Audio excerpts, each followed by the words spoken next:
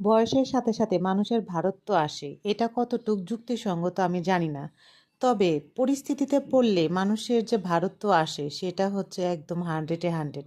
একটা সময় দেখবেন যে কারো মুখে আপনার কোনো কথা শুনলে চটজলদি হুটহাট করে এত বেশি রাগ উঠে যাইতো।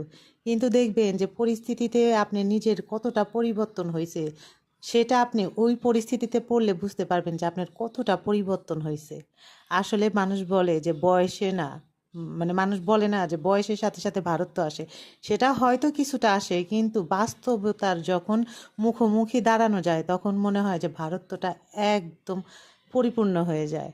আচ্ছা, যাই হোক, শুক্রবারের দিন কিন্তু দিনটা কিভাবে শেষ হয় বলাই যায় না। মানে শুক্রবার আমি ভাবি যে আজকে শুক্রবার হয়তো রিল্যাক্সে ঘুম থেকে উঠে যাবতীয় কাজ টাজ একটা একটা করে ফেলবো। কিন্তু ওই দিনই দেখা যায় যে আমাদের বাড়িতে কোনো না কোনো হচ্ছে ঝামেলা থাকবেই। কেন জানি শুক্রবারটাই হচ্ছে আমাদের জন্য আরও বেশি হচ্ছে ঝামেলার দিন।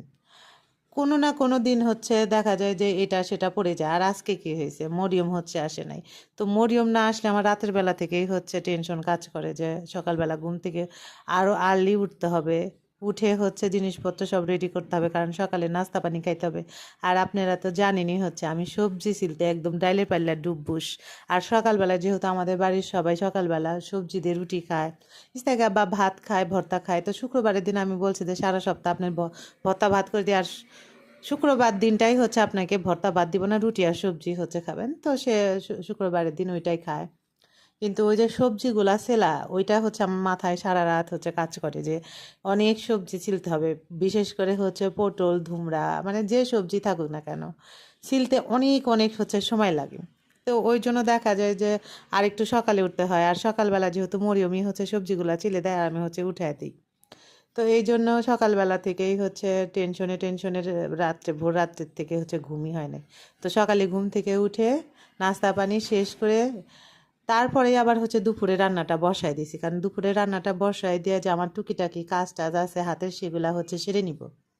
তো আজকে রান্না করব হচ্ছে গরুর গোস্ত, সেটা আবার পেঁপে দিয়ে। প্রত্যেক সময় হয় ভুনা করি, না হয় আলু দিয়ে ঝোল করি। তো আজকে এই থেকে দাদিমা বললো যে আজকে হচ্ছে পেঁপে দিয়ে ঝোল করো। তো এই ফাঁকে থেকে দাদিমা বললো যে চা খাবা, চা উঠাই দিই সবার জন্য। তো দুধ জাল বসায় দিল, আমি আবার চাপাতি দিয়ে ভালো মতো হচ্ছে কড়া করে হচ্ছে চাপাতি দিয়ে দুধ চা বানাইছি। আর আমি সে আবার দুধ চা দিয়ে রুটি খাইলাম। আমার কাছে কেন জানি দুধ দিয়ে আর দুধ চা দিয়ে রুটি যে কি অমৃত লাগে। আমি জানি না যে কার কার কেমন লাগে, তবে আমার কাছে খুবই ভালো লাগে। যাই হোক, চাটা খাওয়ার পরে এসে দেখলাম যে আমার গোস্ত কষানোটা বেশ ভালো মতোই হয়েছে। তা আমি একটু বেশি নরম করতে নিয়েছিলাম, তো ওই থেকে দাদু যেহেতু খাইতে পারে না, তো আজ